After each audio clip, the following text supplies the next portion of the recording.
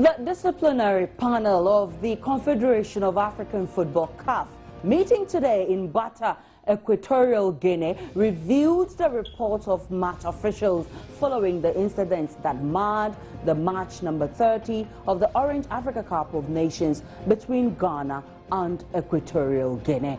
This is today's big story, and it's proudly brought to you by Lifeline Properties. We'll be right back.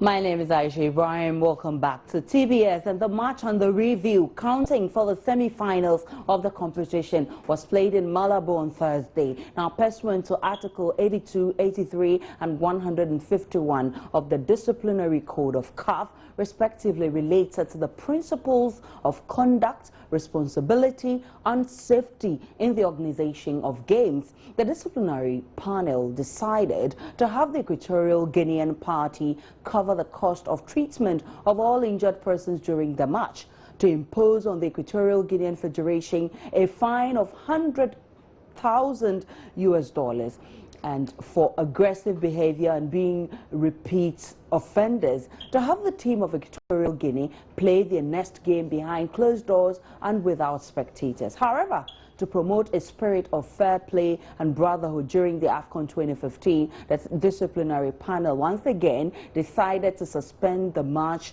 behind closed doors, provided that spectators were not guilty of such an offense in the third and fourth place classification matches. In the event of a repeat of identical incidents during the classification match on February 7, the disciplinary panel of CAF will automatically impose a sanction of playing behind closed doors on the Equatorial Guineans next time in the next team of the official match. We're talking about the sanction of $100,000 that CAF has slapped on Equatorial Guinea for violence. And we're asking, is this sanction on Equatorial Guinea harsh enough to deter other countries in future from engaging in the same act? I'll be having some football analysts joining me online. But now I have our correspondent in Equatorial Guinea. We're trying to get Dela on the line, and he'll be telling us what next to expect in Ghana's game on Sunday, because it was quite chaotic. But now we're going to get some football analysts on the line, and Nana Jiman will be coming on the line shortly, and he'll be helping us understand whether this is enough deterrent to deter other countries from engaging in such acts, because this is unacceptable. It's totally unacceptable, and it doesn't promote the unity in football matches. We'll take a short break. When we come back, I'm told Nana Jiman is actually coming to the studio. We're going to be discussing these issues at length. Stay with us.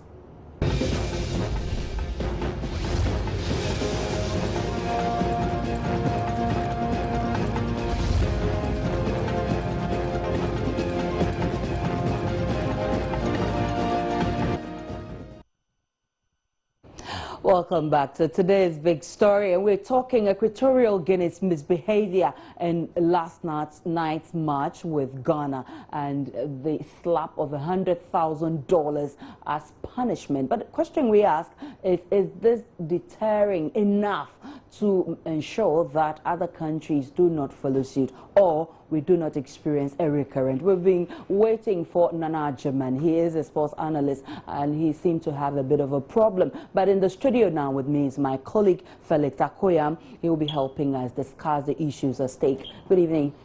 Good evening, Aisha. Felix, yesterday we were here watching the match together, and of course I can tell from your look that you weren't happy about what happened. Of course, it was unpleasant seeing Equatorial Guinea misbehave in that manner. What do you make of the whole thing that happened?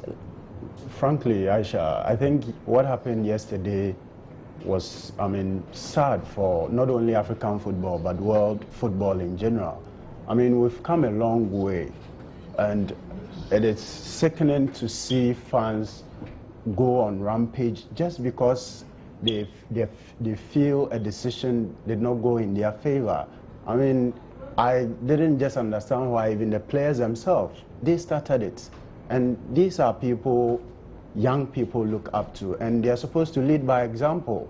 They are aware of the rules of the game. Fair play is the rule of the game. You could tell that they even disqualified themselves on the pitch, because you could see how the goalkeeper was behaving, the players themselves were. Exactly. But I'm told that Christopher is on the line. Christopher Poco is a sports analyst. Good evening, sir, and thanks for joining me. Good evening.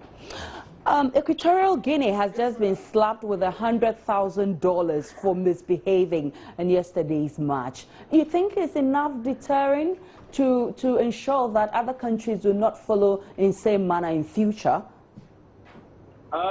What is key to me is the fact that they were supposed to have had the third and fourth place game against DR Congo behind closed doors. But that has been suspended by CAF, as they say, in the spirit of fair play, and so fans will get to see that game. Personally, I would not only have enforced that to ensure that that game was played behind closed doors, but the next 3 home games of Equatorial Guinea in any African Nations Cup qualifier should also have been played behind closed doors. Because the fans reacted in the worst possible way and painted a very dark picture of our continent. It was horrible. I mean, Brazil lost 7-1 at home to Germany. You didn't see this happening.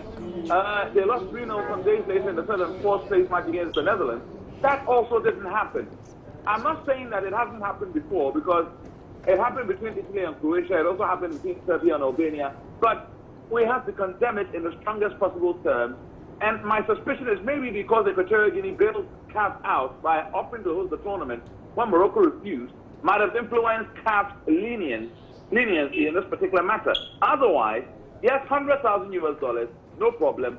Caring for the 36 that were injured, no problem. But I would have expected them to have enforced playing the third and fourth place match behind closed doors, as well as the next 3 home qualifiers for the 2017 African Nations Cup. For me, that should have been done. Okay, I would have to hang it on a while because Nana German is finally in the studio. Good evening, Nana. Good evening. Welcome. What kept you? I'm actually enjoying news at the moment. Well, I didn't want to go much into that, but could this kind of thing that happened yesterday, very unpleasant, could it bring about some diplomatic feud between Ghana and Equatorial Guinea? Well, I don't think it'll bring about any diplomatic feud. I think the issues there, one is going to see within the context of association football. Of course, it's unfortunate. Of course, it should be condemned. I support what Christopher says. I don't think the punishment is heavy enough, but that's something down to CAF. But I think diplomatically, it's not going to bring about a feud. It's an issue which we'll want to sort out as soon as possible without any interference with the relationship that we have at the moment. It's a regrettable incident, and it's not an isolated incident, because, you know, when you look at what happens in Africa generally, we tend to have these type of incidences, even on our local football grounds. Here in Ghana, for example, we still have cases outstanding where coaches have been beaten. A year or so, we had a referee who was beaten. He eventually died, not necessarily from the beating that he took, but he was beaten after a match and eventually died. And there are lots of other incidences, and they happen with a sickening regularity in our local terrain. And the same is true when you look at other African countries as well. So it's an issue that really needs to be dealt with across the continent, something that we've turned a blind eye against to, and we've not done enough. I mean, you look back to 2001, we've had the May 9th disaster, and as much as we really condemning what took place today, May 9th, we killed 120 odd people. In Ghana? In Ghana, right here, over a football match, because of a disputed goal. The fans didn't think it was a goal. And these things happened, and what it demonstrated was that we didn't take the issue of security serious enough. This weekend, we have Kotoko against Hearts again at the Baba Yara Stadium. The security, because of even what has happened, plus the fact that those matches have been classified as A category matches, is going to be huge. And I'm sure that the police and the soldiers that are going to be there are going to be very tentative to any hot spots or any possibility of things kicking off. But it shouldn't have to be this way. I don't think there's enough education around the game when it comes to hooliganism, and I don't think that the security is tight enough. For example, in Equatorial Guinea, you know, the police, we didn't see the police. I was watching it on the television, but we didn't see their presence. And the people who were there didn't feel their presence. And it's because of the partisan nature of the whole thing. They are Equatorial Guineans. They wanted to win the match. So although they were wearing police uniform, they were also supporters. And we see it in our local matches here. You can go to Brekum, and the police officers there will turn a blind eye to anything that's going on, because they are there and they're going to be living with the people after that match is over. So there are huge problems that need to be addressed, and they need to really be addressed now. And I think this is just a wake-up call. I'm thankful that no lives were lost, but it's a wake-up call. A lot of people are injured. A lot of Ghanaians are injured. And but does this take us back, Christopher? If you're still on the line, let's go back to the issue of some time back where Kotoko and Asek Mimosa had a similar issue, where now Ivorian began to attack Ghanaians in that country.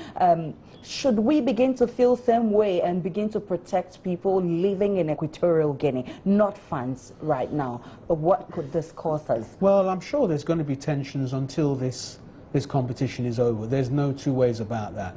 And I think that the authorities, I think diplomatically, you know, the embassy has to meet with the Guinean government or the Guinean government representative and ask for a little bit more attention to be given to Ghanaians who live in Equatorial Guinea. I think it's going to be necessary, because, you know, it's going to take a little while for this feeling, this passion to die down, if you can call it passion, because, I mean, passion is positive, but what's happened is quite negative. So I think something is going to have to be done, because Ghanaians do live there, and they do have their businesses there, and they're naturally going to be under attack. There's no two ways about it. So Equatorial Guinea, we're told, that has been slapped with $100,000 for misbehaving, and then they're also supposed to pay for treatment of all injured persons during the match. And then before the CAF officials decided that we will not have you play for everybody to watch, you play indoors or in camera, but later decided to change it. You talk of the punishment not being severe enough. From where you sit or from where you stand, what would you think would have been the better sanction for such a misbehavior? Well, I think $100,000 for an oil-rich nation is a drop in the ocean. I think they could have got off with $500,000. It should have been something like $500,000. We should have took into consideration the fact that this is something that the rest of the world were tuning into as it was happening. And then I also share the view that they shouldn't only be ordered to play in camera for the third and fourth position, but for the next qualifying series, probably even half a dozen matches. I mean, how many matches are there going to be in the qualifiers? You know, but all the qualifiers, perhaps they should play in camera, behind doors. I think that would be severe enough. It would send a message home to them. But I think 100,000, of which, you know, they're just going to cough up without even blinking an eye, and then they're going to play the third and fourth, because it won't be aesthetic to have African Cup of Nations third and fourth place playing without any supporters, especially when you know that the stadium's going to be packed because it's a home crowd. I don't think it's enough, and I think they should have had 3 to 4. For me, as many qualifiers as possible should be played behind doors, because we're not going to live this down now. You listen to the BBC reports, you're listening to CNN reports, you're listening to Al Jazeera reports. They're not just saying Equatorial Guinea, they're talking about Africa in general, and you know. Okay, Christopher, Let's look at the upcoming match, and now there's so much tension in Equatorial Guinea. What should we expect on February 7th, that's coming Sunday, where the Black Stars will be playing? Well, I don't know what tension you're talking about when it comes to the Black Stars and La Côte d'Ivoire. I think it should be an air of expectancy and not tension. I think it's going to be a great game. I don't think it's going to be as boring as the 1992 African Nations Cup final, where the game went to penalties. In fact, I would stake my reputation and say that this game is going to end in 90 minutes. It is a clash between probably one of the most talented set of players you'd ever see on the continent in La Côte d'Ivoire, as against an efficient outfit in the Black Stars. In fact, I dare say that Ghana were in the same position as or should I say, La Côte d'Ivoire were in the same position as Ghana was back in 1992, because that squad, for me, is probably Ghana's strongest ever squad over the last 30 years or so. And I doubt they're going to produce a squad like that again. And the same can be said of this Ivorian side, even if Didier Drogba has retired. So it should be quite exciting. It's a competition between one of the competition's highest scorers and then one of the sides with the meanest defenses, and I refer to Ghana. I expect it to be an excellent game. We should have open, attacking football, I do believe, and I'm sure we'll get a winner after 90 minutes. Earlier on, Nana talked about sanctions, and this particular incident with Equatorial Guinea has happened in other African nations. He talked about the May 9th incident and other incidents that have happened. You think it's an issue that CAF needs to begin to sit down and address wholly, and not just Equatorial Guinea? Well, I think that CAF has still to address quite a number of issues from the roots. I mean, how well are our referees doing on the continent? How well are our players being protected according to the laws of the game? Let's take the quarterfinal between Ghana and Guinea, for example. Nabi Atara should have been sent off for pushing over Christian Achu, because Achu could have suffered damage the way he landed. Yet the referee only elected to give him a yellow card. The end result was that Nabi Atara virtually assaulted a Samoan, and that was the reason why Samoan didn't play last night. So, lack of protection for players. You look at Emmanuel Mayuka, who has suffered a long-term injury while playing for Zambia, and there are two more players who have been ruled out following certain injuries. What I'm saying is, unless CAF clamps down on poor officiation and improves it, it is always going to give certain countries the perception that CAF is being fair to some and unfair to others. And that could provoke the sort of reaction you saw. I'm not condoning that reaction, far from it. But I am saying that if CAF don't deal with the problem from the roots, what they're doing now in the name of handing out heavy sanctions, for me, is nothing more than polish over dirt.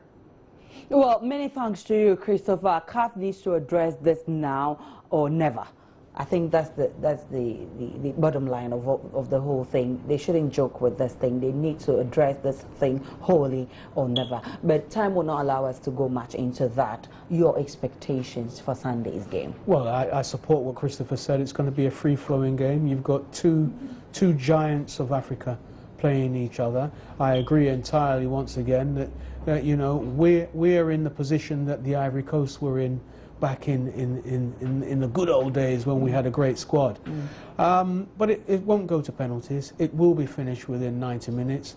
I expect some few goals there because a lot of talent on that How field. many? 3-2-1? Well, it can be some 3-2, 2-1, something like that. But against who? Well, I don't know. It's 50-50. If that's the one that's stake his neck. Many thanks to you, Nana Jiman. It's been interesting talking to you. We'll be back shortly with Jay and I.